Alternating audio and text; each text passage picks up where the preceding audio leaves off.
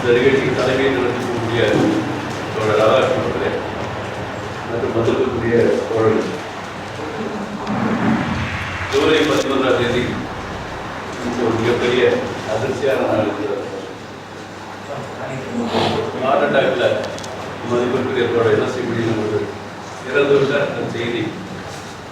ஏன்னா அதுக்கு முன்னாடி தான் கைலாசமூர்த்தி மகிழ்ச்சியா அப்படி ஒவ்வொரு வேதனை தரக்கூடிய சம்பவங்களை அதிகமாக நம்ம பார்த்து கொரோனா காலகட்டத்தில் ஏற்படுத்திய இந்த உயிரிழப்புகள், கொரோனாவோ அல்லது உடல் சம்பந்தப்பட்ட விஷயங்கள் எல்லாம் கூட எவ்வளவு பாதுகாப்பாக எல்லாரும் இருக்க வேண்டும் என்பதை மிகவும்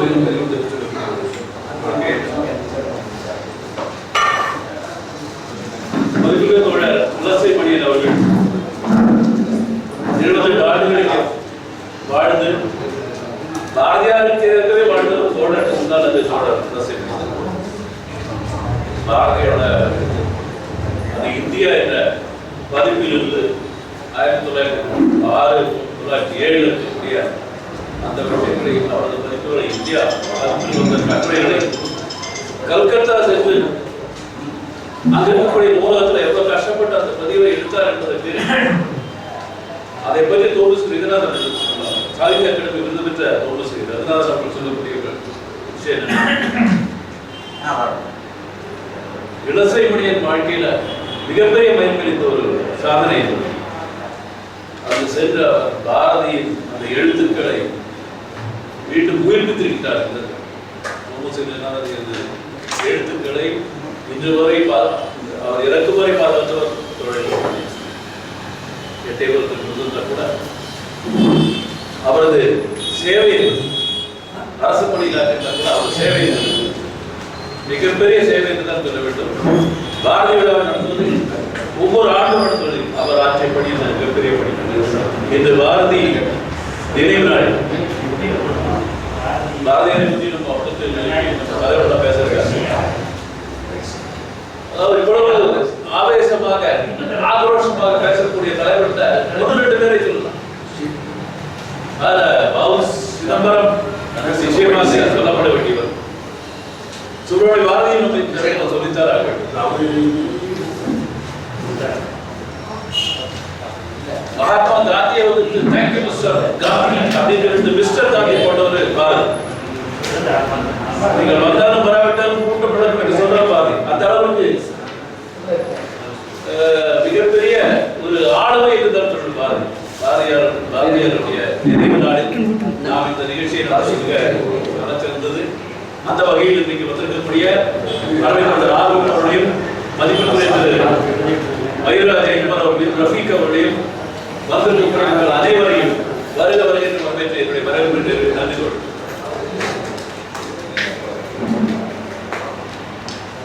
நோபல் பரிசு கூட கிடைத்திருக்கிறதுக்கான ஒரு வாய்ப்பு. தமிழ்நாட்டில் பிறந்தது, தமிழனாக பிறந்து தமிழில் கவிதை எழுதனுடைய ஒரு துர்பாக்கியம் அவருக்கு அந்த வாய்ப்பு இருக்கு. எந்த விதத்திலும் உலக மகாகவி என்ற ஒரு கருத்துரைக்கு சற்றும் சளைக்காத ஒரு பெருமையுடைத்த ஒரு மகத்தான மனிதர் மகாகவி. அவருடைய திரைப்படம், அவருடைய வாழ்க்கையை பற்றி அவர் திரைப்படம் வந்தது அனைவரும் பார்த்துருக்கீங்க. எவ்வளோ பெரிய மனிதன் என்பதை ஜாதி மத இனம் மொழி அனைத்தையும் கிடைத்த உண்மையில் பார்த்தோம்னாக்கா உலக மகா கவிஞன் என்று போற்றத்தக்க அளவு வெறும் மனிதர்களை மட்டுமல்ல, காக்கை குருவி அனைத்து உயிர்களையும் முன்னிலைத்து அனைத்து உயிரினங்களும் வாழ வேண்டும், செம்மாந்து வாழ வேண்டும் என்று கனவு கண்ட ஒரு மகத்தான மனிதனாக பாரதி நம்ம அத்தகைய ஒரு மகத்தான மனிதர் கவிஞர் மகாகவி பாரதியினுடைய சிறப்புகளை வெளிக்கொண்டு வருவதில் எட்டயபுரத்தை சார்ந்த இளசை மணியன் என்ற ஒரு மகத்தான ஒரு மனிதர். அவருடைய உதவி இல்லை என்றால் பாரதியாருடைய பல அற்புதமான படைப்புகள் நமக்கு கிடைக்காமல்.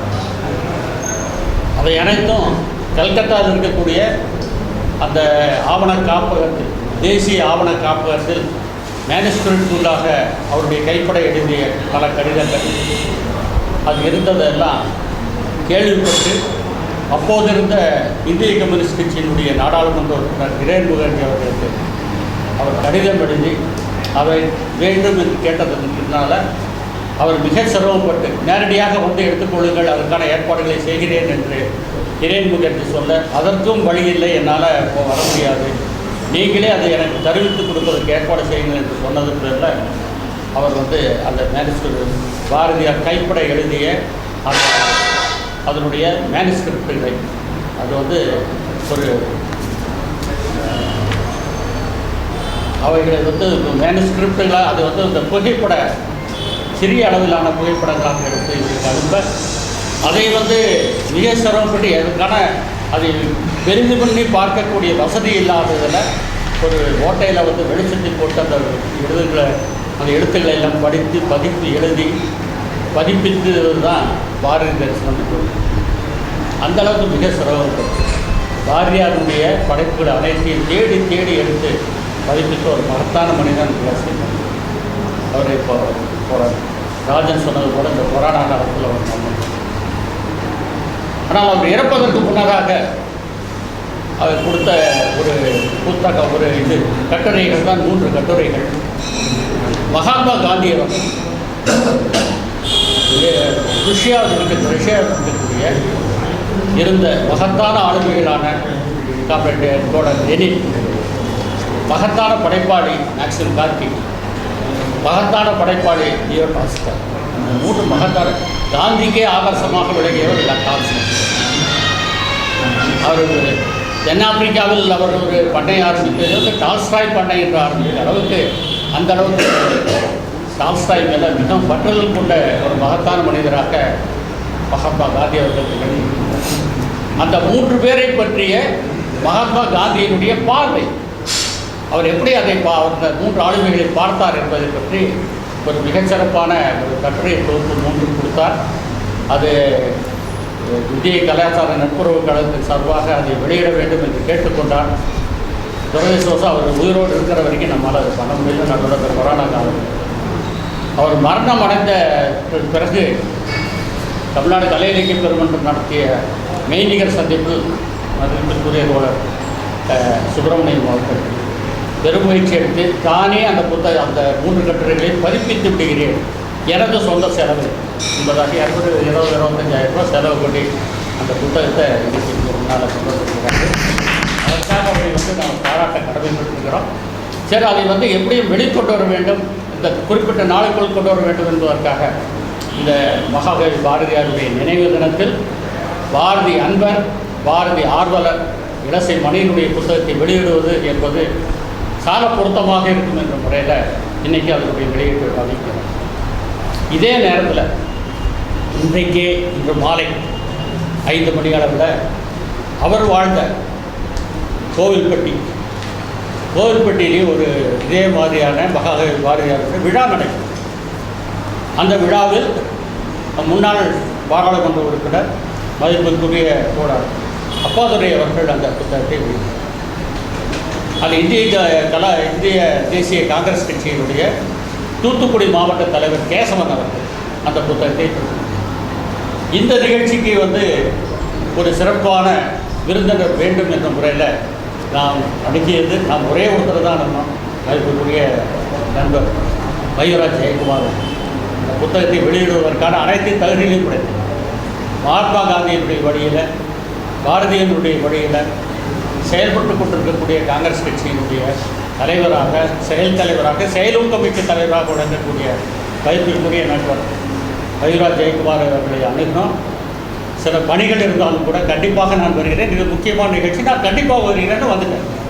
அந்த விதத்தில் அவருக்கு நம்முடைய மனமார்ந்த நன்றியினையும் வாழ்த்துக்களையும் தெரிவிக்கிறேன்.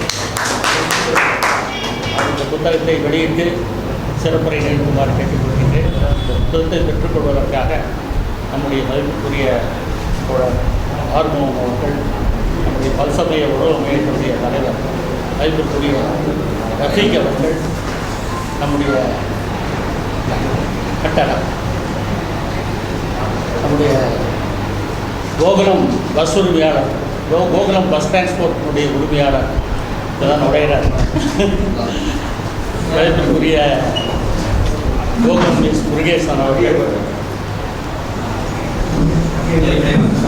கண்ணம்பாளையம் முன்னாள் தலைவர் மதிப்புக்குரிய தோழர் மோனசாமி அவர்கள், அனைத்து இந்திய மாணவர் ஒன்றிய கோவில் மாவட்ட தலைவர் மதிப்புக்குரிய தோழர் பூர்ணிமா அவர்கள், நம்ம அனைத்து இந்திய மாணவர் ஒன்றிய மாநில தலைவர் மதிப்புக்குரிய தோழர் குணசேகரன் அவர்கள் வந்திருக்கிறார். உண்மையிலே மகிழ்ச்சி. இதில் நிகழ்ச்சியில் கலந்து கொள்வதாக இருந்த மருத்துவர், மக்கள் மருத்துவர் மயில்சாமி அவர்கள் தவிர்க்க முடியாத காரணத்தில் வர முடியவில்லை என்பதை இப்போதுதான் தகவல் சொல்லி அமைப்பார். இருந்தாலும் அவருக்கு நம்முடைய அழைப்பை ஏற்றதற்கு நம்முடைய நன்றியை தெரிவித்துக் கொள்கின்றேன். முதலாக இது எஸ்பியில் கவிஞர் பொன்சிங்க. அப்படியா? சரி சரி, வணக்கம். ரொம்ப மகிழ்ச்சி. சரி, முதலாவதாக நம்ம பல இந்த புத்தகத்தை வெளியிடக்கூடிய நிகழ்ச்சி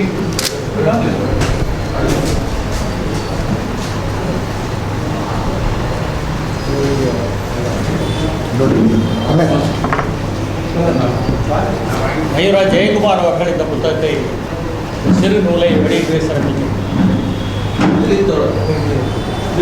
வாங்க போங்க.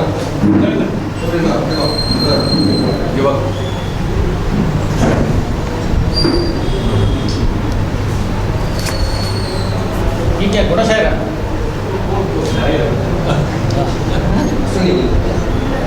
வாங்க. அஸ்வினி வாங்க வாங்க வாங்க.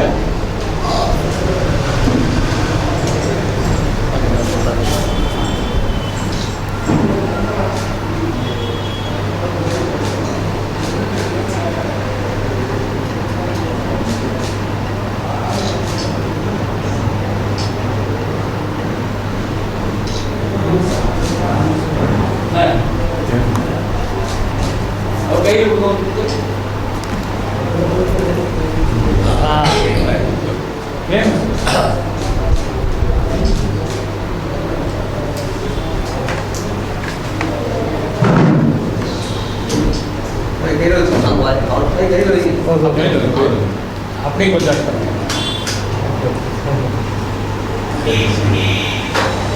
ஃபேமஸ் எங்க வாங்க வாங்க.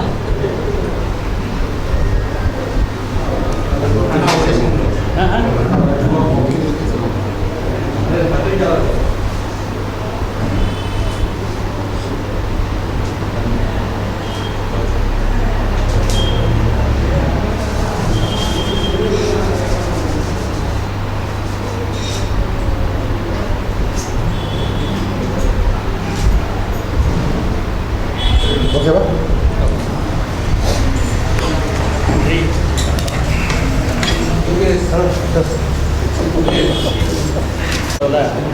உணவளித்த ஒரு பெரிய மனிதனே மிக்க மகத்தான தோழர். அவருடைய உதவி இல்லைனாக்கா இந்திய கலாச்சார கற்புறவு கழகம் சமீபத்தில் கோவையில் நடைபெற்ற அந்த நடத்திய அந்த மாநாட்டுக்கு அவ்வளவு சிறப்பாக உதவி செய்த ஒரு மகத்தான தோழர். அனைத்து நண்பர்களுக்கும் தானாக முன்வந்து உதவி செய்யக்கூடிய ஒரு உண்மையிலே ஒரு மனிதனை மிக்க ஒரு மகத்தான தோழர் அப்துல் ரஃபீக் அவர்களை சில வார்த்தைகள் பேசுகிறார்.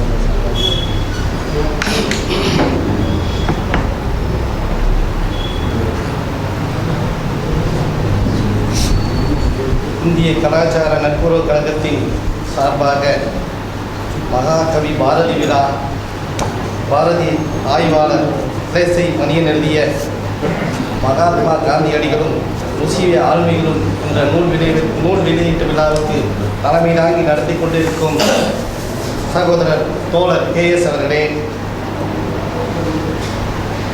S ராதாகிருஷ்ணன் அவர்களே, ராஜன் அவர்களே, தோழர் அறிமுக உரையாற்றிய தோழர் சுப்பிரமணியம் அவர்களே, வருங்கால சட்டமன்ற உறுப்பினர்கள் கோவை மாவட்டத்தின் மயூரா ஜெயக்குமார் அவர்களே, தோழர் M.R.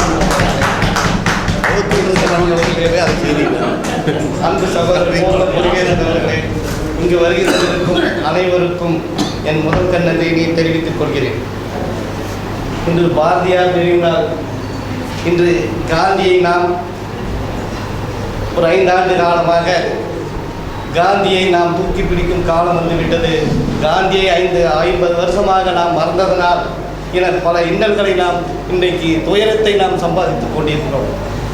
மகாத்மா காந்தி அவர்கள் இந்திய தேசத்திற்காக மிகப்பெரிய ஒரு போராட்டத்தை நடத்தி நம்மளுக்கெல்லாம் விடுதலை வாங்கி கொடுத்தார்கள். ஆனால் இன்று காந்தி ஒரு 50 ஆண்டு காலமாக அதிகமாக மறக்கலை, கொஞ்சம் மறந்ததுனால இன்னைக்கு ஆட்சியாளர்கள் ரூபாய் நோட்டில் மட்டும்தான் காந்தி இருக்கார். ஒவ்வொரு ஒவ்வொரு இடத்துல மட்டும்தான் காந்தி இருக்கார். ஆனால் அவங்க காந்தியை மறந்துட்டு வேற தலைவர்கள் எல்லாம் இன்று போட்டா மாற்றக்கூடிய சூழ்நிலை வந்துடுது இன்னைக்கு நாட்டில். ஏன்னா நாம் பேசினோம்னா தேச துரோகின்றாங்க. ஏன்னா திப்பு சுல்தான் தேச துரோகி, கண்ணியத்திற்குரிய காகிதம் இல்லை தேச துரோகி. அந்த மாதிரி தான் இந்த நாடு போயிட்டு இருக்கு. இதுக்கெல்லாம் காரணம் காங்கிரஸ் கிட்டத்தட்ட ஒரு 48-49 சுதந்திரம் அடைஞ்சதுக்கப்புறம் காங்கிரஸ்லேயும் பட்டேல் சொன்னார், சர்தார் வல்லபாய் பட்டேல் சொன்னார், ஜாயிதே மில்லத், கேடி முகமது இவங்கெல்லாம் போய் பார்லிமெண்ட்டில் நம்ம பேசிகிட்டு இருக்கும்போது இந்த மாதிரி எங்களுக்கு உரிமைகளை கொடுங்க, எங்களுக்கு உரிமைகள் நிறைய மறுக்கப்படுது இந்த தேசத்தில் அப்படிங்கும்போது சர்தார் வல்லபாய் பட்டேல் என்ன சொன்னாருன்னா, நீங்கள் உங்களுக்கு தான் பாகிஸ்தான் பிரிஞ்சிருச்சு இல்லை, நீங்கள் அங்கே போய் கேளுங்க அப்படின்னு சொன்னவங்க தான். ஏன்னா இன்னைக்கு காங்கிரஸும் எங்களுக்கு காங்கிரஸ் இனிமேல் இந்த கொள்கைகளை இவங்களுடைய கொள்கைகளை காந்தியோட கொள்கைகளை எல்லாம் தூக்கி பிடிச்சு இனிமேல் அவங்களுடைய திட்டங்கள் எவ்வளோ நல்ல திட்டங்கள் இந்த தேசத்துக்கு கொடுத்துருக்காங்க இந்த தேசத்துக்கு. ஆனால் அந்த திட்டங்களை எல்லாம் இவங்க மக்கள் இடத்துல போய் சொல்றதில்ல. இன்னைக்கு அந்த திட்டங்களை எல்லாம் மக்கள் நிறைய செஞ்சுருக்காங்க. காங்கிரஸ் யாருக்கும் நம்ம இஸ்லாமியர்களுக்கு செஞ்சுருக்கு, பெரும்பான்மை மக்களுக்கு செஞ்சுருக்கு. அந்த மாதிரி இந்த காந்தியோட கொள்கைகளை நேரு, ஜவஹர்லால் நேரு இவங்களெல்லாம் யார் இன்னைக்கு கொண்டாடுறாங்கன்னா தோழர்கள் தான் இன்னைக்கு கொண்டாடுறாங்க. இன்னைக்கெல்லாம் தோழர்கள் தான் இன்னைக்கெல்லாம் காந்தியவன் நேரு ஜி எல்லாம் இன்னைக்கு கொண்டாடிட்டு இருக்காங்க. இதெல்லாம் நீங்கள் காங்கிரஸ் தலைவர் மயிலோ ஜெயக்குமார் அண்ணன் செயல் தலைவர் இருக்கிறாங்க. நான் சொல்கிறேன், உங்களுடைய திட்டங்கள் ஏகப்பட்ட திட்டங்கள் மக்களிடத்தில் போய் சேர்றேன். இன்னைக்கு அதனால் நம்ம இன்னைக்கு தோல்வி அடைஞ்சிட்டு இருக்கோம். மக்கள் இடத்துல உங்களுடைய திட்டங்களை தான் அவங்க என்ன பண்ணுறாங்க, ஃபோட்டோ பிடிச்சி போட்டு மக்கள் இடத்துல கொண்டு போய் ஓட்டு வாங்குறாங்க. அதை நீங்கள் மாற்றுங்க, உங்கள் கொள்கையை மாற்றுங்க. ஏன்னா மகாத்மா காந்தி அவர்கள் இந்த நாட்டுக்கு சுதந்திரம் அடைஞ்சவனை போய் பத்திரிகையாளர் கேட்குறாங்க, சுதந்திரம் கொடுத்தவனை எந்த மாதிரி சுதந்திர இந்தியாவை நீங்கள் விரும்புறீங்க அப்படின்னு கேட்டவனே ஒரே வார்த்தை சொன்னார், இந்த நாட்டை சுதந்திர இந்தியாவில் ஜனாதிபதி உமர் அலி அல்லா ஆட்சி மாதிரி நான் அந்த நாட்டை இந்தியாவை ஒரு ஜனாதிபதியை நான் எதிர்பார்க்குறேன்னு சொன்னாங்க. ஏன் கேட்டிங்கன்னா உமர் அலி அல்லாவை ஏன் அவங்க கொண்டு வந்தாங்கன்னா, உமர் அலி அல்லாவை ஒரு ஜனாதிபதியாக இருந்தார், உலகத்தின் 3 பாகம் ஆண்டவர். ஆனால் 10 ஓட்டு போட்டுட்டு தான் அவர் வருவார். அந்த மாதிரி ஜனாதிபதியாக இருந்தார். அந்த ஆட்சியை விரும்பினார். இன்னைக்கு எந்த ஆட்சி இருக்கு? ஆனால் அவரோட ஆட்சியில் ஒரு ஆடு பசியாக இருந்தாலும் அந்த அந்த இறைவன் என் இடத்துல கேட்பான் அப்படின்னு சொன்னார். இன்னைக்கு எத்தனை பேர் பசியாக இருக்காங்க இந்த நாட்டில்? இதற்கெல்லாம் ஒரு நல்லாட்சியை தர வேண்டும் என்பதற்காகத்தான் காங்கிரஸ் தலைவர்கிட்ட நம்ம சொல்கிறோம், நீங்கள் இன்னும் வாங்க அப்படின்னு சொல்கிறோம். இனி ஒரு 2 முறை என்ன பண்ணாங்கன்னா, உமர் அலி அல்லா அவங்க நைட்டில் வலம் போகிறாங்க. வலம் போயிட்டு இருக்கும்போது ஒரு இடத்துல நெருப்பு எரியுது. 2 குழந்தைகளை வச்சு அந்த தாய் நெருப்பை மூட்டிகிட்டு இருக்கா. ஏன் அப்படின்னு கேட்டால் இந்த போய் கேட்குறாங்க, இந்த மாதிரி ஏன் நெருப்பு மூட்டுறீங்க அப்படின்னா, குழந்தைங்க அழுகுறாங்க பசிக்கு, இந்த நெருப்பு மூட்டுனாலும் நான் அந்த குழந்தைங்க அதை டைவெர்ட் பண்ணணுங்கிறதுக்காக பண்ணுறாங்க. உடனே இவர் போய் கஜானாவில் போய் பணம் இந்த பொருள்களை எல்லாம் எடுத்துகிட்டு ஒரு உணவு தயாரித்து அவரே கொடுக்குறாரு. ஏன்னா அப்போ அந்த பொண்ணு சொல்லுது, இந்த உமர் அலி ஆட்சியில் உமர் ஆட்சி சரியில்லை அப்படின்னு சொல்கிறாங்க. இந்த உமர் ஆட்சியில் தான் நாங்கள் பசி பட்டினியால் இருக்கோங்கிறாங்க. அடுத்த நாள் நீ வாமா உமரை நீங்கள் பார்க்கலாம் அப்படின்னு சொல்கிறாங்க. ஏன்னா அது மாதிரி எவ்வளவோ உமர் அலி அல்லா காலத்தில் 3 பாகத்தை ஆண்டவங்க உலகத்திலேயே 3 பாகத்தை ஆண்டவங்க. இன்றைக்கி என்னென்னு கேட்டிங்கன்னா, ஒரு அரசு அதிகாரிகள்லாம் அவங்களை சந்திக்க வர்றாங்க, விலை கெறிஞ்சிட்ருக்கு. அப்போது அவர் அரசு அதிகாரி கிட்ட கேட்குறாங்க, நட்பு முறையில் வந்தீங்களா அரசாங்க வேலையில் வந்தீங்களா அப்படின்னு கேட்குறாங்க.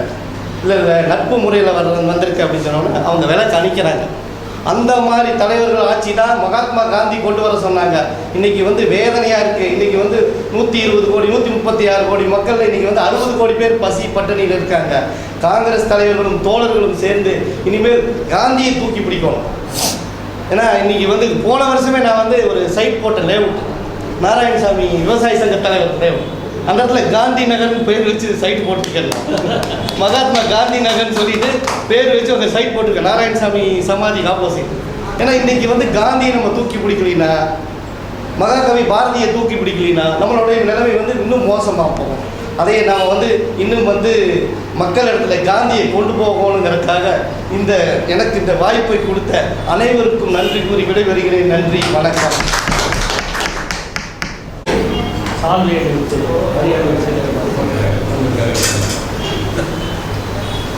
அவர்கிட்ட வாங்கி போகணும்.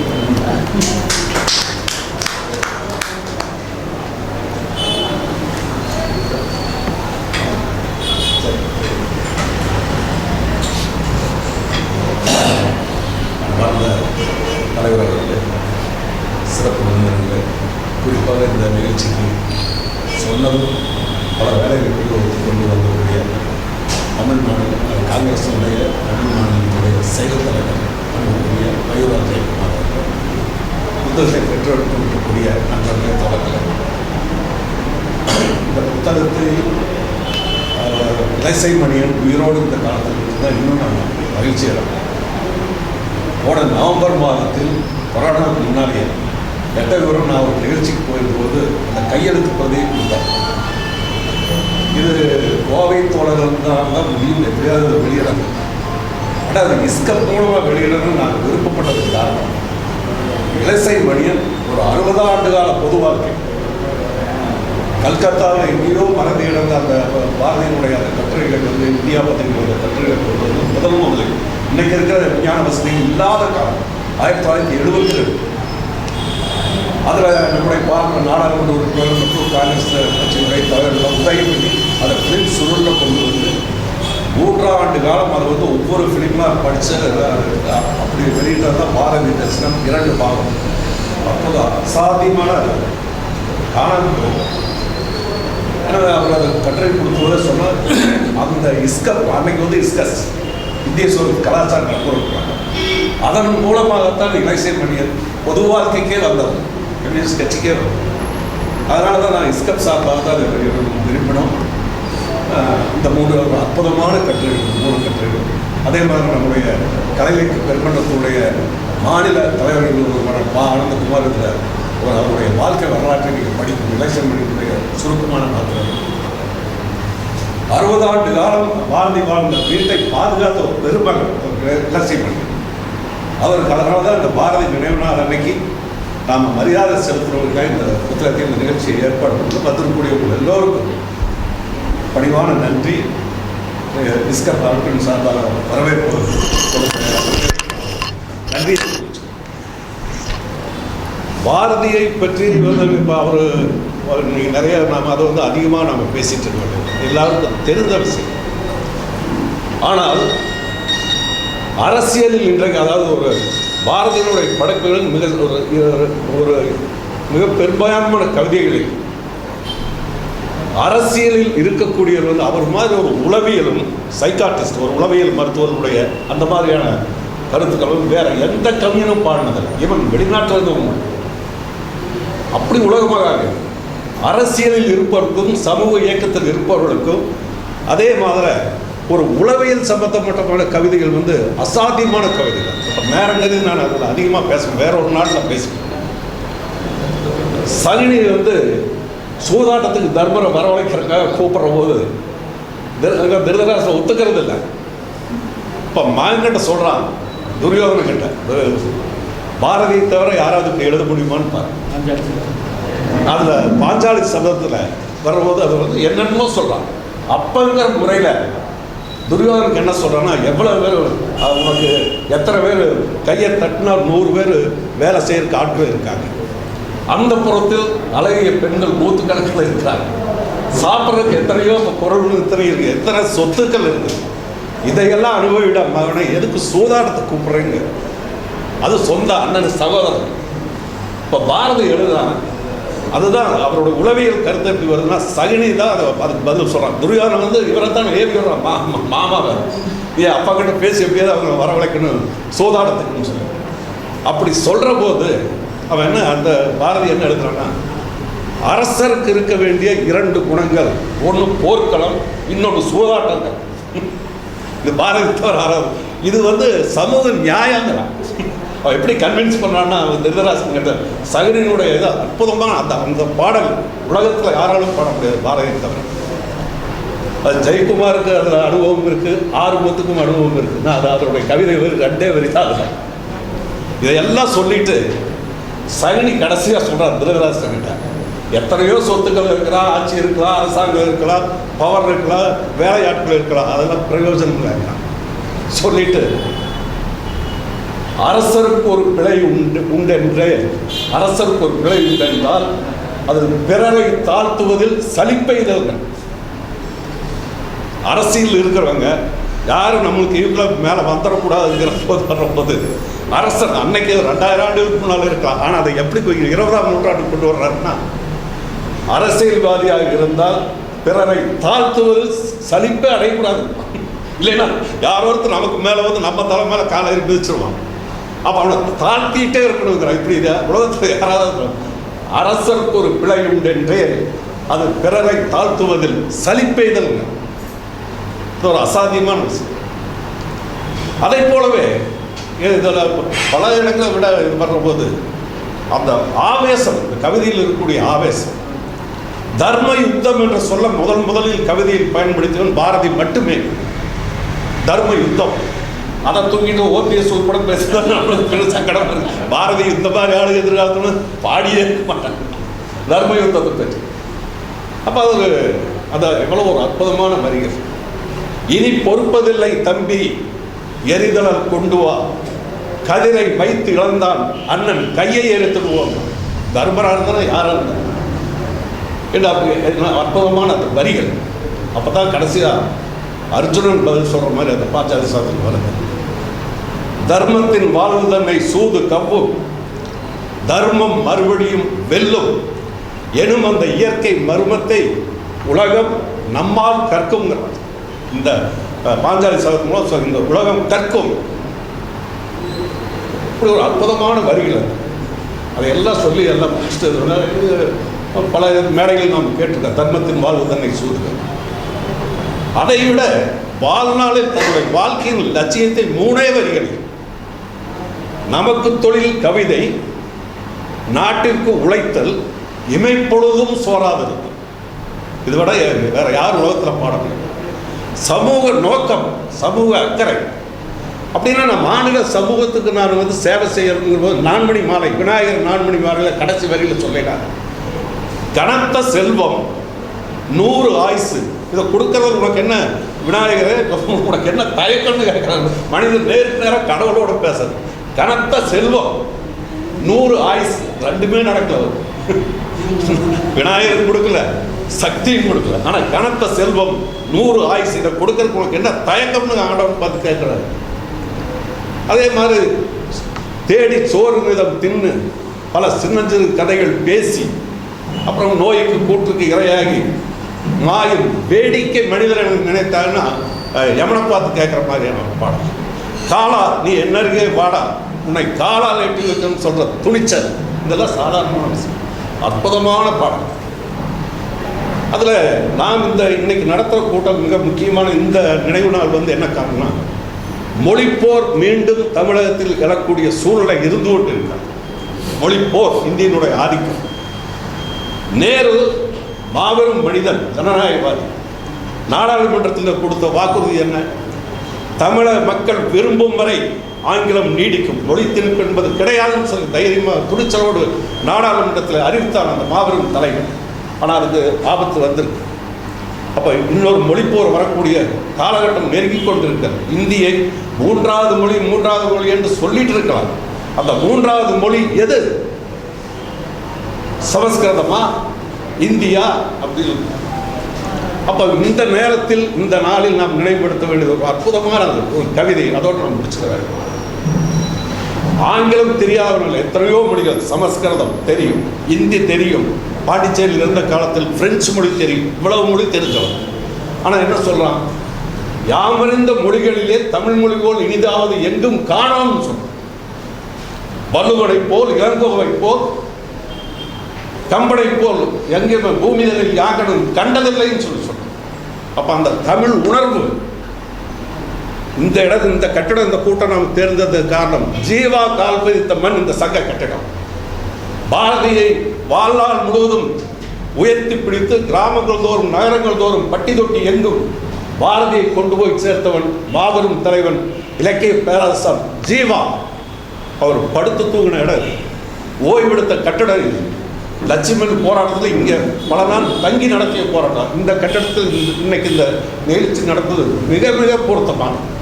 ஏன்னா பாரதியை அப்படி தமிழகம் முழுவதும் அறிவிச்சவன் வந்து ஜீவா. ஆங்கிலம் தெரிந்திருந்தாலும் கூட, ஏன்னா செல்லிதாசன்னே பெயர் வச்சுட்டார், மாபெரும் உலக புகழ்பெற்ற கவிஞன் செல்லிதாசன். அவரை போலவே 39 ஆண்டுகளில் மறைந்தவர் நம்முடைய பாரதி. அப்போ அந்த சொல்லிட்டு வர்றபோது ஆங்கிலம் தெரிந்திருந்தாலும் கூட, ஏன்னா அற்புதமாக அவங்க அப்பாவை பற்றி சொல்ல, ஆங்கில மொழி பாடம், அந்த ஆங்கில மொழி கல்வி தேவையில்லைங்கிற போது தன்னுடைய வாழ்க்கையிலே சொல்றாங்க. நெல்லையூர் சென்று அந்த ஊனர்தம் கலையை கற்றுக்கொள் என்று என்னுடைய தந்தை படித்தனர். திருநெல்வேலியில் போய் இங்கிலீஷ் படிக்கணும், காலேஜுக்கு போகணும் சொல்லி படித்தார் என்னுடைய தந்தை. செலவு தந்தைக்கு ஒரு 1000 சென்றது, தீது எனக்கு 10,000 வந்ததுங்கிறார். 1000 ரூபாய் செலவு அப்பாவுக்கு அந்த காலத்தில் படிக்கவில்லை, ஆனால் தீமைகள் எனக்கு 10,000 வந்தது. நலம் எட்டுணையும் கண்டிலேன். ஒரு எல்முறையாக கூட எனக்கு அந்த ஆங்கில வழி கல்வினால எனக்கு வரலன்னு சொல்லிட்டு இதுதான் அரிசியை கிடைச்சா சொல்றது. இதை நான் 40,000 கோயிலில் சொல்ல, ஒரு கோயில் நலம் எட்டுணையும் நான் கண்டிலேன், இதை 40,000 கோயிலில் சொல்லுகிறார். ஒரு கோயிலில் சத்தியம் பண்ணுறதில்ல, 40,000 கோயிலில் போய். அப்போ ஆங்கில மொழி கல்வி இன்னைக்கு இந்தி வேண்டாங்கிறது ஒரு பக்கம், ஆனால் ஆங்கில மொழி தமிழில் தான் ஜீவா குரல் கொடுத்தாங்க சட்டமன்றத்தில். இன்னைக்கு அது இன்னும் நிறைவேற. அந்த உணர்வு தமிழகத்தில் தட்டி எழுத வேண்டிய கடமை இன்றைக்கு இடதுசாரி ஜீவாவளியில் இருந்த நமக்கு தமிழ் தேசிய உணர்வை தட்டி எழுப்ப வேண்டிய கடமை நமக்கு இருக்கு. அதுக்காக தான் இலட்சிய மணிமொழி புத்தகம் ஒரு அற்புதமான புத்தகம், நீங்கள் வாங்கி படிக்கணும். அவருடைய மொழி உணர்வுக்கு ஒரே ஒரு சம்பவத்தை சொல்லி முடிச்சுக்கிறார். வாரா எவ்வளவு பெரிய உரைநடையினுடைய தந்தை. கவிதைக்கு பாரதின்னா உரைநடைக்கு வாரா என்று தமிழகம் அறிந்த உண்மை அது. அப்போ முதலில் பாண்டிச்சேரியில் போய் பார்க்கறதுக்கு போறாரு வாரா. திருக்குறள் ஊர்லேருந்து அங்கே போறாரு. கதவை தட்டினது பாரதியே கீழே மாடியிலிருந்து வந்து திறக்கிறாரு. வந்தது இவர் வாரா வந்து இன்டர்மீடியட் படித்தவர். ஒரு தனக்கவரி அந்த காலத்து இதில் பாரதி கதவை திறந்தது. I am from Thiruppalanam, I want to meet Subramania பாரதிங்கிறார் இங்கிலீஷில். அவர் ஒன்றுமே சொல்லிக்கல. பாரதி கதவை திறந்து இப்படி தான் ஐ வாண்ட் டு மீட் பாரதிங்கிறார். ஓ அப்படின்னு சொல்லிட்டு மேலே தலை காட்டி மாடியில் உட்காந்து, ஓ ஐயங்கார் எனக்கு இந்த ஆளுகிட்ட எந்த வேலையும் நீ வந்து அவர்கிட்ட பேசுகிறார். யார்? இந்தியா பத்திரிகையுடைய அதிபர் சீனிவாஸ் ஐயங்கார் பாண்டிச்சேரியில் இந்தியா பத்திரிகை அங்கிருந்து தான் கொண்டு வர்றாங்க சென்னைக்கு அடுத்தது. அவர் கூட உட்காந்து மேலே மாடி பேசிட்டு இருக்கார். சொல்கிறார் மேலே மாடி பார்த்து, ஐயங்கார் கீழே வாங்க, இங்கே யாரோ ஒரு ஆள் வந்திருக்கான், லண்டன்லேருந்து துறை வந்திருக்காரு. இதை வாராவே எழுதுறாரு. வாராவுடைய வாழ்க்கையில் ஒரு அற்புதமான அந்த இது, லண்டன்லேருந்து ஒரு துறை வந்திருக்காரு, ஐயங்கார் கீழே வா பேசுங்கிறார். இப்போ தமிழன் இன்னொரு தமிழனை சந்திக்கும் பொழுது குட் மார்னிங் சொல்லுவதோ இங்கிலீஷில் பேசுவதோ அதை தவிர்க்க வேண்டும் என்று வாரா வந்து பாரதியின் பெயரால் சொல்லும். இவ்வளவு மாபெரும் உரைநடைய ஆசிரியர், உரைநடைக்கு தந்தை. அதனால் நம்ம இந்த காலகட்டம் ஒரு அரசியல் நெருக்கடி, கலாச்சார பண்பாட்டின் மீது ஒரு படையெடுப்பு, டெல்லியில் ஆண்டு கொண்டிருக்கக்கூடிய இந்த ஒளிப்போர் வரக்கூடிய அந்த ஆபத்து இருக்கிற இந்த நேரத்தில் இலசை மணியினுடைய தியாகத்தை நினைவுபடுத்துவதற்கு, பாரதியின் நினைவால் நம்முடைய தாய்மொழியை பாதுகாப்பதற்கும் இதுக்கான அத்தனை வழிகளிலும் நாம் நம்முடைய எதிர்கால இயக்கத்தை கொண்டு செல்ல வேண்டும். அதை நினைவுபடுத்துவதற்காக இந்த நிகழ்ச்சியை பயன்படுத்திக் கொள்கிறோம். வந்திருந்த தோழர்களுக்கும் சிறப்பு விருந்தினர் அத்தனை பேருக்கும் இஸ்கப் சார்பாக மீண்டும் நன்றியையும் வணக்கத்தையும் சொல்லி கொடுத்துக் கொள்வேன். நன்றி வணக்கம். செயலாளர் மதிப்பிற்குரிய தோழர் பாப்பா ரமணி அவர்கள் சில வார்த்தை.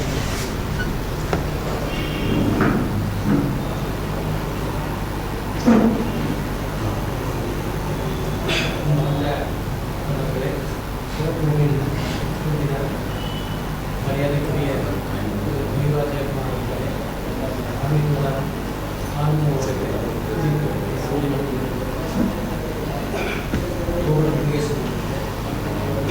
இந்த நிகழ்ச்சி மிக சிறியதாக இருந்தாலும் கூட ஒரு முக்கியமான நிகழ்ச்சி என்பது குறிப்பிடத்தக்கது. என்று சொன்னால் இலசை மணியன் தமிழகத்தினுடைய பாரதிய ஆய்வாளர்களிலே ஒரு குறிப்பிடத்தகுந்தவர்,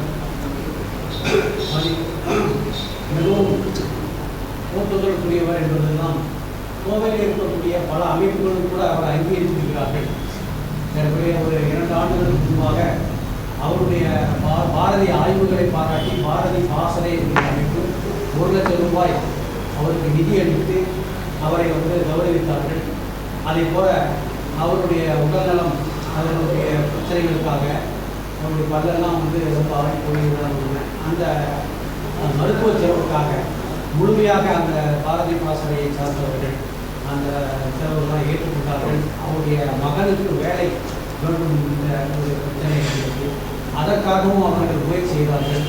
நாமும் கூட முயற்சி செய்தோம். நம்முடைய கலைஞர்கள் பணிபுரியக்கூடிய தலைவர் விஎஸ் அவர்கள் கூட கோவையில் இருக்கக்கூடிய ஒரு தொழிற்சாலையில் வேலை வழங்குவதற்கு ஏற்பாடுகள் செய்தார். அந்த அளவிற்கு இலசை மணி என்று சொல்லக்கூடிய அந்த பாரதி தரிசனம் பற்றி சொன்னாங்க. அதே போல பல நூல்கள் இதுவரைக்கும் வெறும் கைப்பிரதிகளாக இருந்த எழுத்து பிரதிகளாக இருந்த பலவற்றை கொண்டு வந்தது. குறிப்பாக நம்ம கோவையை சார்ந்த ஆர்கே கண்ணன் மிகப்பெரிய ஒரு அறிஞர், தமிழறிஞர், மார்க்சிய அறிஞர். அவருடைய எழுத்துக்களை பாரதிதாசனை பற்றி அவர் எழுதிய எழுத்துக்கள் மற்றும் அவருடைய கட்டுரைகளை எல்லாம் தொகுத்து அதை வெளியிட்டிருக்கிறார். அதே போல தோமுசி ரகுநாதன் என்று சொல்லக்கூடிய ஒரு மாபெரும் பாரதிய ஆய்வாளர், அவருடைய இதுவரை வெளிவராத கட்டுரை இவைகளை எல்லாம் தொகுத்து அதை கொண்டு வந்தார்கள். அதே போல பல ரஷ்ய எழுத்தாளர்கள் எழுதிய இந்தியாவை பற்றி எழுதிய கட்டுரைகள், ரஷ்ய புரட்சியை பற்றியான கட்டுரைகள் இவைகளை எல்லாம் தொகுத்து அதை ஒரு நூலாக கொண்டுள்ளார். அந்த கைப்பிரதிகளை எல்லாம் நம்ம கோவையில் இருக்கக்கூடிய நம்முடைய தோழர்கள் தான் முயற்சி எடுத்து அதை ஒரு நூலாக நாம் கொண்டு வந்தோம்.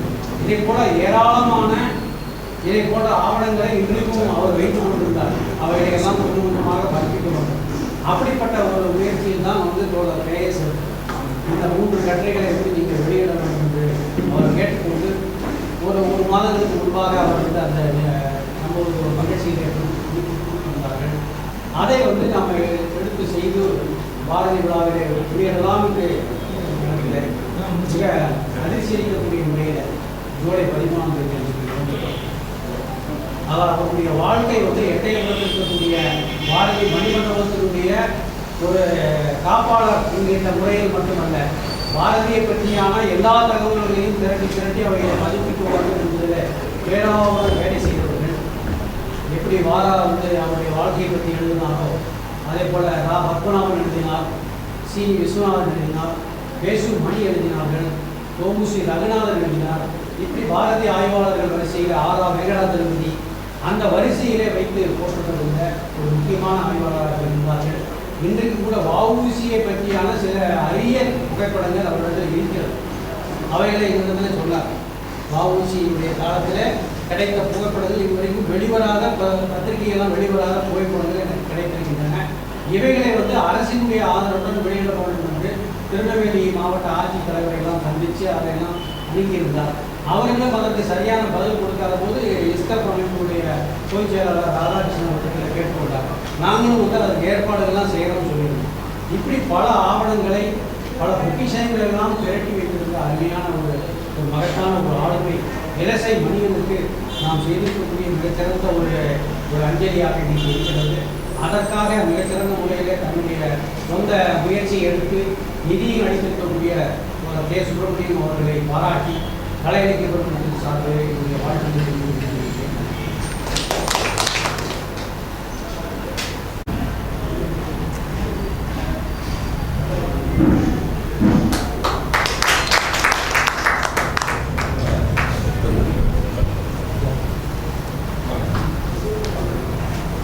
ஒரு நிமிஷம் அதுக்கு துறை நண்பர் ஆனந்த் வழக்கறிஞர் ஆனந்தன் வந்திருக்காரு. அவர்கள் இந்த புத்தகத்தை வாங்க ஆனந்தன்.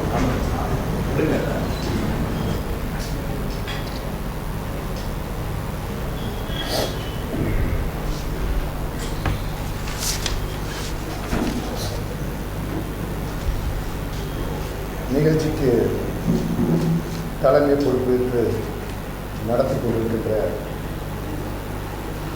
இஸ்காப் அமைப்பினுடைய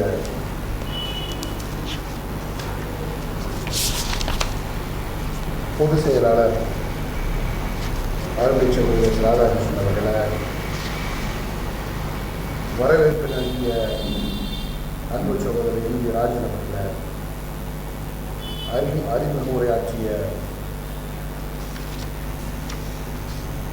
வழக்கறிஞர் சுப்பிரமணியம், இஸ்காப் அமைப்பினுடைய மாநில செயலாளர் கே. சுப்பிரமணியம் அவர்கள்,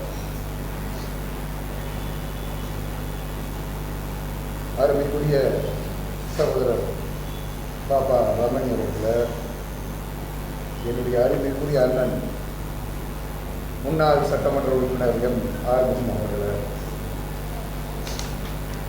இங்கே கலந்து கொண்டிருக்கின்ற அருமை அண்ணன் கோகுலம் முருகேசன் அவர்கள், நன்றியுரை நல்கியிருக்கின்ற எஸ். கோட்டியப்பன் அவர்கள், உடல்கணமாக நண்பர் ராதாகிருஷ்ணன் அவர்களுக்கு என்னுடைய மனமார்ந்த நன்றியை நான் காணிக்கையாக கடமைப்பட்டிருக்கின்றேன். இன்று ஒரு முக்கியமான நாள். மகாகவி, புரட்சி கவி, இந்த நாட்டினுடைய விடுதலைக்காக கவிதையால், எழுத்துக்களால் பொறித்து பல உரிமை போராட்டங்களை நடத்த செய்த பாரதியார் அவர்களுடைய நினைவு நாள் என்று அதற்கு காலம் சென்ற இலசை மணியன் அவர்கள் எந்த அளவுக்கு பாரதியாரை பற்றிய கவிதைகளை எல்லாம் ஆய்வு செய்வதற்கும் அதையெல்லாம் காப்பதற்கும் அவர் பணியாற்றியிருக்கிறார் என்பதையெல்லாம் இந்த நூலின் மூலமாக நான் தெரிந்து கொண்டேன். ஆகவே ஒரு முக்கியமான மனிதர் எட்டயாபுரத்தில் இருந்து பாரதியினுடைய புகழ் பரவுவதற்கு ஒரு காரணமாக இருந்த அந்த மாமனிதர் இலசை மணியன் அவர்களுடைய இந்த கட்டுரை குறித்த நூலை வெளிவிடுவதற்கு நம்முடைய மகாகவி பாரதியார் அவர்களுடைய நினைவு நாளில் ஏற்பாடு செய்ததற்கு என்னுடைய பாராட்டுதலை இந்த நேரத்தில் ஒரு குறித்தாக்கிக் கொள்கின்றேன். அருமை சகோதரர்களே, இன்று நாடு செல்லுகின்ற நிலையெல்லாம் உங்களுக்கு நன்றாக தெரியும். ஒரு காங்கிரஸ்காரனாக நான் மார்தட்டி சொல்வேன், இந்த சுதந்திர சுவாசம் இங்கிருக்கின்ற பிரஜைகளுக்கு கிடைக்கப்பெற்றதற்கு காரணம் நாங்களும் நீங்களும் தான். காங்கிரஸ்காரர்களும் கம்யூனிஸ்ட்காரர்களும், இவர்களை தவிர வேறு யாருக்குமே அந்த உரிமை கிடையாது. ஆனால் இந்த சுதந்திர வேள்வியிலே முழுக்க முழுக்க அதில் ஒதுங்கி கொண்டவர்கள், இந்த நாட்டு விடுதலைக்காக ஒரு மணி நேரம் கூட சிறை செல்லாதவர்கள், போராடாதவர்கள், அவர்களுடைய கையிலே இன்று நாம் வாங்கி கொடுத்த சுதந்திரம் சிக்கிக் கொண்டிருக்கிறது. இதுதான் காலத்தினுடைய சதி, விதியினுடைய சோதனை. இதை மீட்டெடுக்கின்ற பொறுப்பு நிச்சயம் காங்கிரஸ்காரர்களுக்கும் கம்யூனிஸ்ட்காரர்களுக்கு நிச்சயமாக இருக்கும். இதை நான் முதல்ல பதித்துக் கொள்கின்றேன். இந்த வெள்ளையன் ஒரு சதி செய்தார். என்ன செய்தார் என்றால், இந்த நாட்டை பொறுத்தவரை எப்போது அவர்களுக்கு இந்தியர் என்ற ஒரு எண்ணம் வருகின்றது, மொழியை மறந்து மதத்தை மறந்து ஒரு இந்தியா என்ற நினைப்பு வருகின்ற பொழுதுதான் அவர்கள் வெள்ளையனை எதிர்க்க துணிகிறார்கள் என்ற நிலையை மாற்றுவதற்குத்தான் மதத்தை மருந்தூற்று வளர்க்கின்றார் வெள்ளையன். அதற்கு துணை போனவர்கள் தான் அன்றைய பாரதிய ஜனசங்கமும் RSS. இது வரலாறு. பாரதிய ஜனசங்கத்தினுடைய மறு முகம்தான் பாரதிய ஜனதா கட்சி. நம்மெல்லாம் மத ரீதியாக ஒன்றுபட்டோம், மொழி ரீதியாக ஒன்றுபட்டோம், வேற்றுமையில் ஒற்றுமை கண்டோம். இந்தியாவினுடைய பன்முகத்தன்மை பாதுகாக்கப்பட்டது. அதில் கிடைத்தது தான் இந்த ஒரு இந்தியா. ஆனால் இன்று இருக்கக்கூடிய இளைஞர்களுக்கும் இன்று இருக்கக்கூடிய சந்ததியினருக்கும் அது பெருமளவில் மறைக்கப்படுகிறது. ஜவஹர்லால் நேரு, பண்டிதர் ஜவஹர்லால் நேரு அவர்கள் கொடுத்த வாக்குறுதி, இந்தியா முழுவதுமே ஒரு மொழியை ஹிந்தியை ஏற்றுக்கொள்ளும் காலம் வரும் வரை ஆங்கிலம் அரசு மொழியாக நிலவும் என்பதுதான் அன்றைய வார்த்தை. அவர் கொடுத்ததுக்கு பிறகுதான் இந்தியா முழுவதும் நடத்தப்பட்ட அந்த போராட்டங்கள் எல்லாம் விளக்கப்பட்டு அந்த மொழி பிரச்சனை எல்லாம் தவிர்க்கப்பட்டு ஒரு இந்தியாவாக பல ஆண்டு காலம் நாம் இன்று வரை வந்துவிட்டோம். ஆனால் இன்றைய அளவு மொழிக் கொள்கையில் அது குறிப்பாக சமீபத்திலே இயற்றப்பட்ட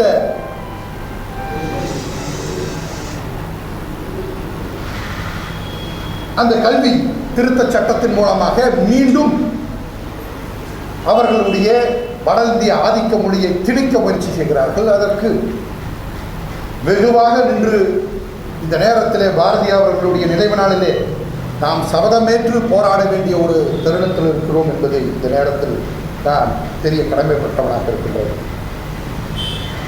நண்பர்களே, காலையிலும் கூட நான் ஒரு பதிவை பாரதியாருடைய நினைவு நாள் என்று நான் போட்டேன். அதெல்லாம் தாராளமாக உங்கள் மத்தியிலே நான் சொல்வது தாராளமாக சொல்லலாம்.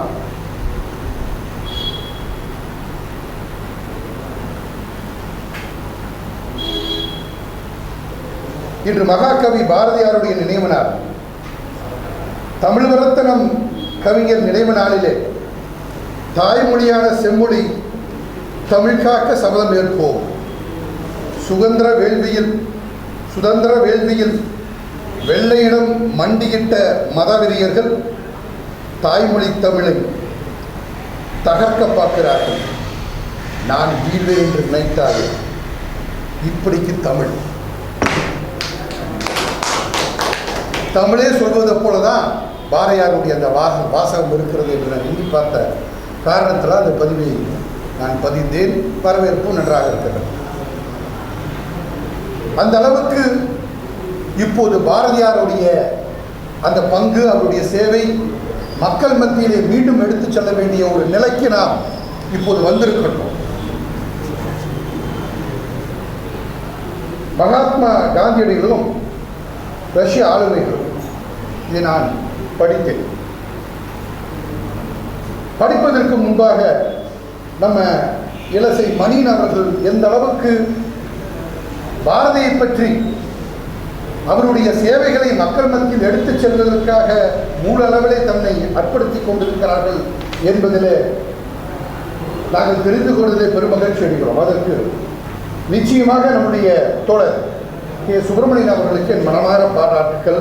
அதே போல இதற்கு முழு உறுதுணையாக நின்று இந்த நூல் வெளியிடுவதற்கு காரணமாக இருந்த அருமைக்குரிய எஸ். ராதாகிருஷ்ணன் அவர்களுக்கு என்னுடைய மனமார்ந்த பாராட்டுகள்.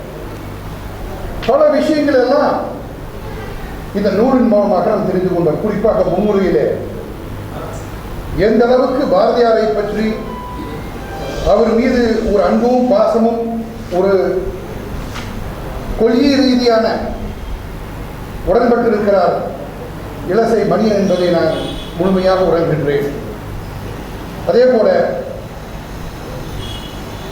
பாரதியார் எழுதிய நூல்கள் எல்லாமே பாதுகாப்பதற்கு எந்த அளவுக்கு தன்னை ஆர்ப்படுத்தி கொண்டார் என்பதை இந்த நூலின் மூலம் நான் உணர்கின்றேன். அதுபோக அந்த 3 மிகப்பெரிய ஆளுமைகள், குறிப்பாக டால்ஸ்டாய், லெனின், மார்க்சின் கார்கி ஆகிய 3 மாமேதைகளை, அந்த 3 மாமேதைகளுமே அவர்களை பற்றி ஒரு முன்னுரை கொடுத்து, பொதுவாக நீங்கள் பார்த்தீர்கள் என்று சொன்னால் நீங்கள் கம்யூனிஸ்ட்காரர்கள் முழுமையாக அவர்களை பற்றி தெரிந்திருக்கிறீர்கள். நாங்கள் லெனின் என்று பார்க்கும்போதோ, டால்ஸ்டாய் என்று பார்க்கும்போதோ, மார்க்சின் கார்கி என்று பார்க்கும்போது மேலோட்டமாக தான் நாங்களும் தெரிந்து வைத்திருக்கிறோம். ஆனால் அவர்கள் அந்த காலகட்டங்களில் இந்திய விடுதலைக்காக எந்த அளவுக்கு அவர்களும் அவர்களுடைய எண்ணங்களில் இந்த விடுதலை சென்றிருக்கிறது என்பதை இந்த நூலின் மூலமாக நாம் உணர்கின்றோம். குறிப்பாக அதே போல அண்ணன் மகாத்மா காந்தி அவர்கள், இப்போ பல பேர் நீங்கள் நெல்சன் மண்டேலாவாகட்டும் இல்லை மார்ட்டின் கிங் லூதராகட்டும், நெல்சன் மண்டேலா அவர்கள் பொறுத்தவரை பல ஆண்டு காலம் சிறை சென்று தென்னாப்பிரிக்காவினுடைய விடுதலைக்காக பெரிதும் தன்னை ஆட்படுத்திக் கொண்டு விடுதலைக்கு முக்கிய காரணமே அவர்தான் என்ற அளவுக்கு இந்த உலகம் மெச்சுகின்ற அளவில் இருக்கிறது. அதே போல மார்ட்டின் லூதர் கிங் கருப்பண விடுதலைக்காக போராடி ஒரு மிகப்பெரிய மாமனிதராக அமெரிக்காவிலே பார்க்கப்படுகிறார். ஆனால் இருவருமே அவர்களுடைய குருநாதர் யார் என்று சொன்னால் மகாத்மா காந்தி தான். ஆனால் மகாத்மா காந்திக்கே ஒரு குருநாதர் இருக்கிறார் என்பதுதான் இந்த நூலினுடைய தனிச்சிறப்பு. உண்மையாகவே எனக்கு தெரியாது. மகாத்மா காந்தியினுடைய கொள்கைகளில் அதிகம் அக்கறை கொண்டவன் நான், அடிக்கடி பேசுகின்றவன் நான், அடிக்கடி படிக்கின்றவன் நான். என்னை போல பல காங்கிரஸ்காரர்கள் பேரில் நம்மளுடைய மகாத்மா காந்திகளை மையப்படுத்தி தான் எங்களுடைய அரசியல் வாழ்க்கையே நடந்து கொண்டிருக்கின்றது. நாங்களும் மக்களுக்கு ஆற்றும் பொழுது ஒரு இந்தியா என்று ஒரு நாட்டை ஒரு வரைபடத்திலே கொண்டு வந்தவர் மகாத்மா காந்தி தான் என்பதை ஆணித்தனமாக சொல்கின்றோம். ஏன் 1947 ஆகஸ்ட் 15 அந்த நள்ளிரவிலே லார்ட் பவுபேட்டன் வயசாக இருந்த லார்ட் பவுபேட்டன் அவர்கள் அந்த விடுதலை பிரகடனத்தை அவர் மேற்கொண்ட பொழுது அவர் குறித்து சொன்னார், மகாத்மா காந்தி அவர்களுக்கு தான் அனைவருமே நாம் நினைத்து பார்த்து நன்றி சொல்ல வேண்டும் என்ற அந்த வார்த்தையை பதித்தார். அவரை பேரை சொல்லிதான் அந்த சுதந்திரம் நமக்கு வழங்கப்பட்டது என்பதுதான் வரலாறு.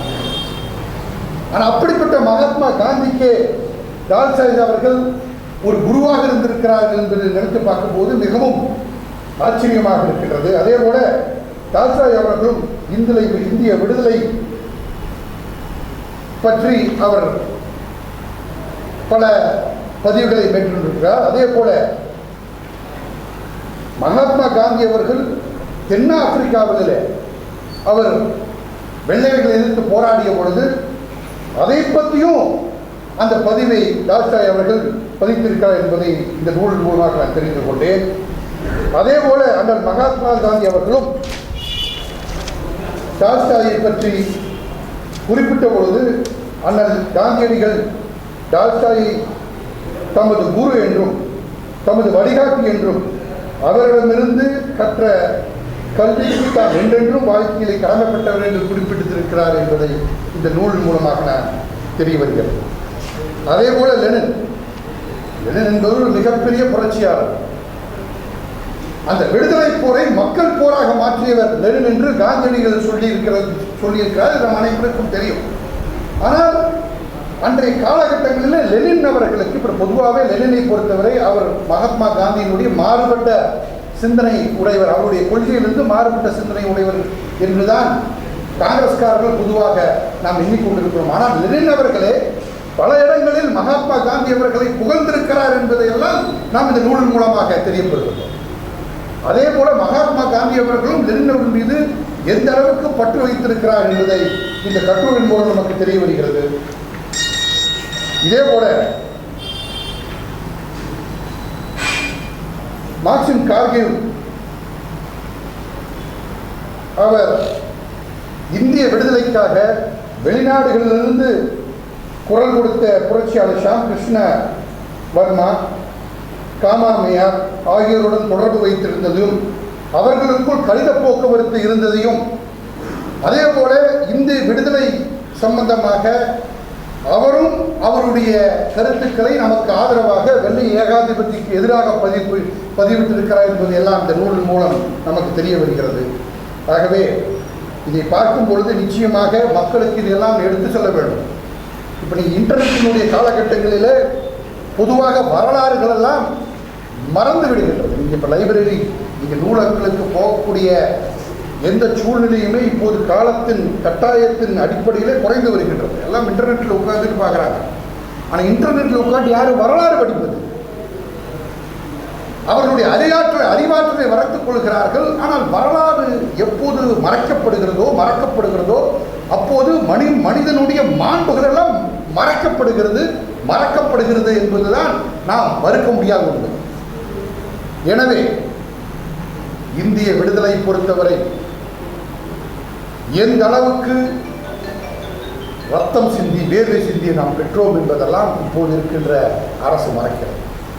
அதே போல இந்திய விடுதலைக்காக உலகம் முழுவதும் இருந்த தலைவர்கள் எல்லாம் நமக்கு குரல் கொடுத்திருக்கிறார்கள், நமக்கு ஆதரவாக இருந்திருக்கிறார்கள் என்பதெல்லாம் நாம் மக்கள் மத்தியில் எடுத்துச் செல்ல வேண்டும். அதற்கு இந்த நூல் பெரிதும் உதவும் என்று நான் நம்புகின்றேன்.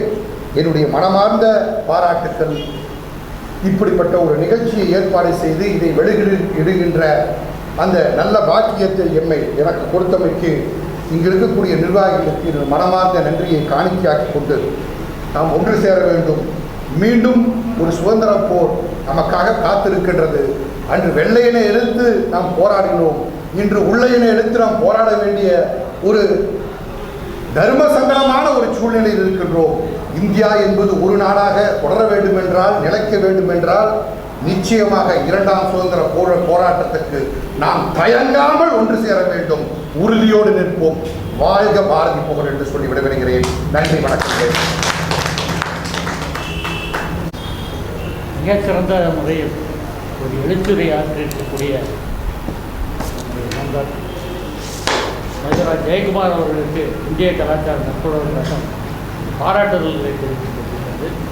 நிகழ்ச்சியினுடைய இறுதியாக நம்முடைய இஸ்கஃப்னுடைய மாநில பொருளாளர் தோழர் கோட்டியப்பன் அவர்களுக்கு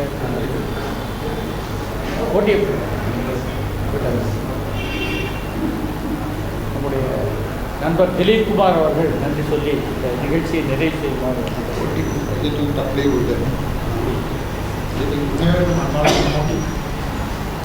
ஒரு நெருக்கடியான சூழலில் எல்லாரும் வாய்ப்பீட்டு போட்டு வாய்ப்பீட்டு போட்ட ஒரு காலம் ஒன்று இருந்துச்சு.